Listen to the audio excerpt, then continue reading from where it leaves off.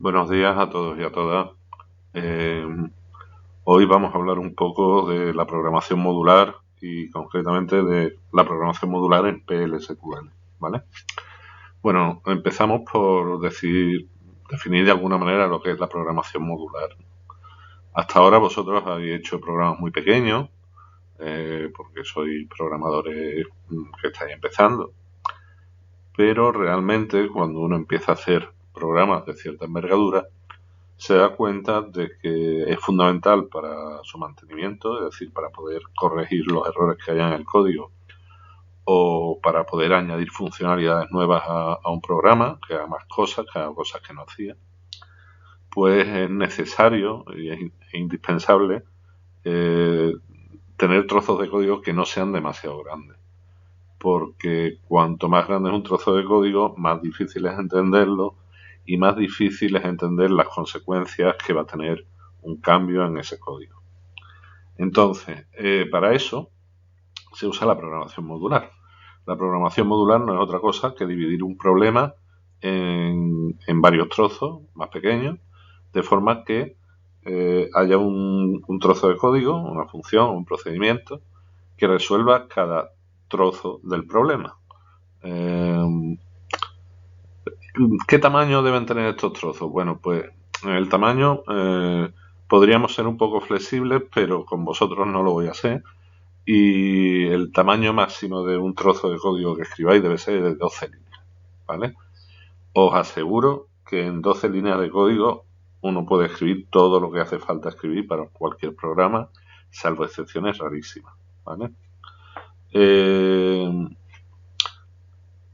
De forma que, ¿por qué 12 líneas? Pues porque 12 líneas permite que de un vistazo yo vea qué es lo que hace el código y vea fácilmente qué implicaciones va a tener cualquier cambio que yo haga en ese código.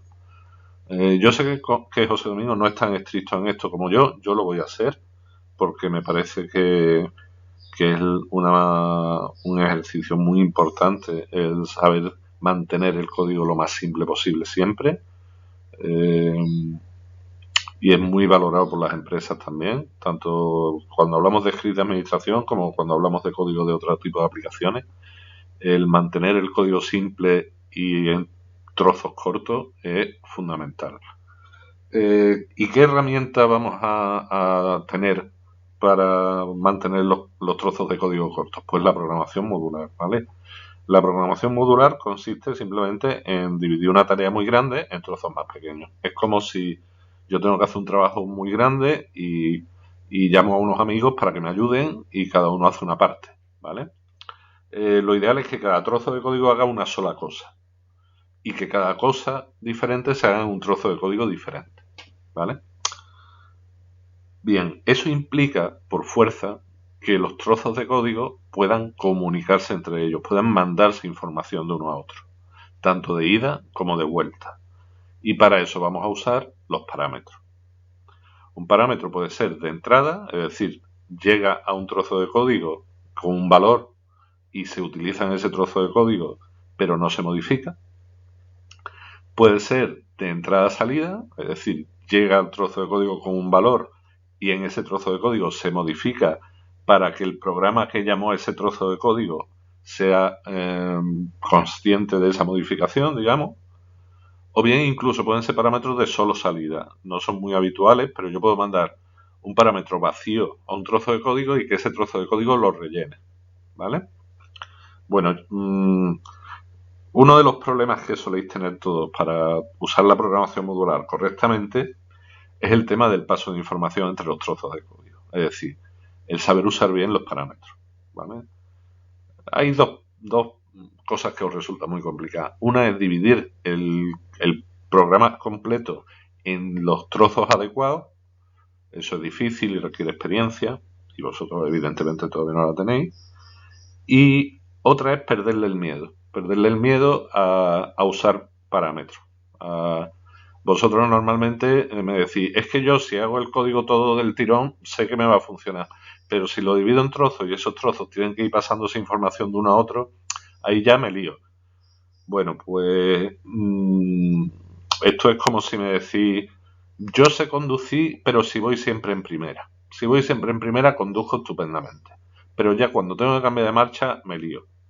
Eso no es aceptable, ¿de acuerdo? Entonces tenéis que aprender a cambiar de marcha, ¿vale? Es complicado, hay que pisar el embrague, no sé qué, vale, pero hay que aprender. Pues esto es igual. Hay que pasar información entre los trozos de código y hay que aprender a hacerlo, ¿de acuerdo? Bien, pues ¿cómo vamos a aprender nosotros a dividir código en trozos y tal? Pues todavía es un poco pronto. Tenéis que empezar a hacer programas un poco más largos y en ese momento ya nos irá saliendo casi solo el dividirlo en trozos, ¿vale? De momento, lo que vamos a ver hoy es en qué tipos de trozos de código, qué tipos de bloques de código existen en PLSQL y qué tipos de parámetros y cuál es la sintaxis para hacer todo esto, ¿vale? Bueno, pues sin más preámbulos, empezamos y vamos viendo que en PLSQL hay 4 tipos de bloques de código. Los bloques anónimos, que no se almacenan en la base de datos, no se quedan guardados en el diccionario de datos, se ejecutan tras escribirlos cuando yo pongo la barra de compilar y una vez que los ejecuto no se han quedado guardados en ninguna parte y no los puedo volver a invocar porque no tienen nombre. Anónimo quiere decir que no tiene nombre, con lo cual un bloque anónimo no puede ser llamado, ¿vale? No tiene nombre, pues no le puedo llamar. Los procedimientos. Los procedimientos sí se almacenan en el diccionario de datos y pueden ser invocados porque tienen un nombre y pueden recibir y devolver múltiples parámetros. Es decir, un procedimiento puede tener varios parámetros de entrada, varios parámetros de salida, varios parámetros de entrada-salida, lo que haga falta, ¿vale? Las funciones realmente son un caso particular de procedimiento. Las funciones también se almacenan en el diccionario de datos, igual que los procedimientos, también pueden ser invocadas, igual que los procedimientos, pueden recibir parámetros de entrada, todos los que yo quiera, pero no pueden recibir parámetros de salida, ¿vale? Lo que hacen es devolver un valor en su propio nombre. Esto de en su propio nombre, ¿qué quiere decir? Pues vamos a ver un ejemplo, ¿vale? En cierto modo se parecen mucho a los operadores, las funciones, ¿vale? Ahora lo veremos. A ver, si vemos, por ejemplo, estas 3 llamadas a código, esta primera de aquí es el uso de un operador. Asigno a C el resultado de sumar a más B usando el operador más, ¿vale? Esto sería llamando a una función que recibiera 2 valores, los sumara y devolviera el resultado en su nombre, ¿vale? Esto sería una función. Esto es una función, ¿vale? Lo de arriba es con un operador.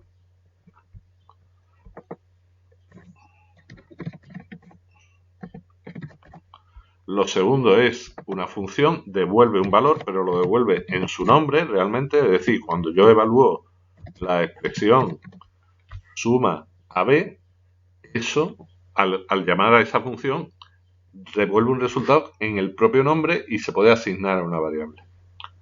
Y esta otra posibilidad es usando un procedimiento que tiene 2 parámetros de entrada y 1 de salida. Es decir, A y B serían de entrada, los valores que quiero sumar, y C sería el resultado de esa suma, que se devolvería al programa que está usando o que está llamando a este procedimiento, ¿vale? Bien, espero que haya quedado medianamente claro.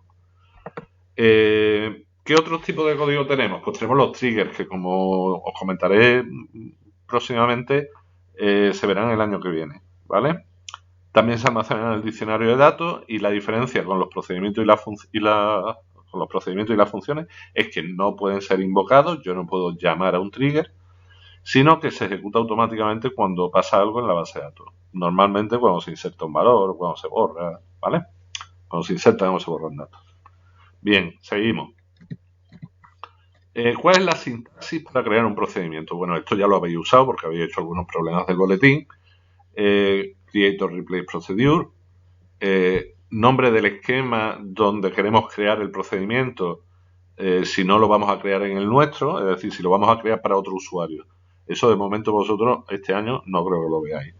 Nombre de un procedimiento, nombre del que le vamos a dar al procedimiento y ahora entre paréntesis la lista de los parámetros con nombre del parámetro, si es de entrada, si es de salida o si es de entrada-salida y el tipo de datos. Por defecto son de entrada. Entonces, cuando no ponéis nada, él interpreta que es un parámetro de entrada, ¿vale? Y después, pues, como todos los bloques de código, tiene una zona de declaraciones, ponemos is o as, esto podéis poner la que queráis de las dos. Y aquí tenemos la zona de declaraciones, la zona de instrucciones y la zona de excepciones, ¿vale? Como en cualquier trozo de código. En cuanto a las funciones, son ligeramente diferentes, porque en las funciones le tengo que decir también qué tipo de dato devuelve. Los parámetros son todos de entrada, entonces no se pone aquí nunca el tipo del parámetro porque son todos de entrada, que es el tipo por defecto. Create_replace function, el nombre de la función, precedido si quiero por el nombre del usuario al que le voy a crear esa función, si es que tengo permisos para hacerlo, y return con el tipo de datos que devuelve la función. Nuevamente, tiene una zona de declaraciones, una zona de instrucciones y una zona de excepciones. Bien, pues eso sería la sintaxis de procedimientos y funciones. Muy importante, en las funciones la última instrucción tiene que ser return, porque es la que va a devolver el valor que realmente queremos que la función devuelva al programa principal.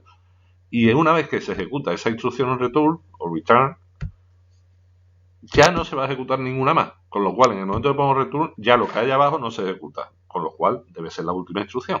¿Vale? Bien. Aclaraciones sobre la sintaxis de los procedimientos y funciones. Bueno, el nombre del parámetro. El nombre del parámetro es el nombre que nosotros queramos darle al parámetro. Podemos utilizar múltiples parámetros. Si no vamos a usar ninguno, no ponemos los paréntesis ni nada. ¿Vale? Ponemos create o replace procedura, el nombre del procedimiento y ya está. El nombre del parámetro, cuando yo hago el create o replace procedure, el nombre del parámetro no tiene por qué coincidir con el nombre de la variable que yo le voy a enviar al procedimiento en el programa principal, ¿vale? Es decir, el nombre del parámetro, hay dos tipos de parámetros reales y los parámetros formales. El que yo pongo en el create o replace procedure, en lo que se llama el prototipo de la función, la cabecera de la función, es el parámetro formal y realmente no tiene por qué coincidir con la variable que yo le mande cuando llame el procedimiento. De hecho, lo normal es que no coincida, ¿vale? Bien, si pongo un in, el parámetro es de entrada. Por tanto, ese parámetro debe tener un valor en el momento en el que yo llamo a la función, ¿vale? Todos los parámetros por defecto son de entrada, si no se pone otra cosa. Si pongo out, es un parámetro de salida, es decir, es rellenado en el procedimiento y es devuelto al programa principal. Normalmente, ¿qué se usa como parámetro de salida? Pues una variable que yo declaro en el programa principal, está vacía, la mando al procedimiento, el procedimiento la rellena y entonces el programa principal ya tiene acceso, ya tiene esa variable rellena y ya puede usarla, ¿no? Realmente. Veremos muchos ejemplos, no os preocupéis. Una función no puede tener parámetros de salida.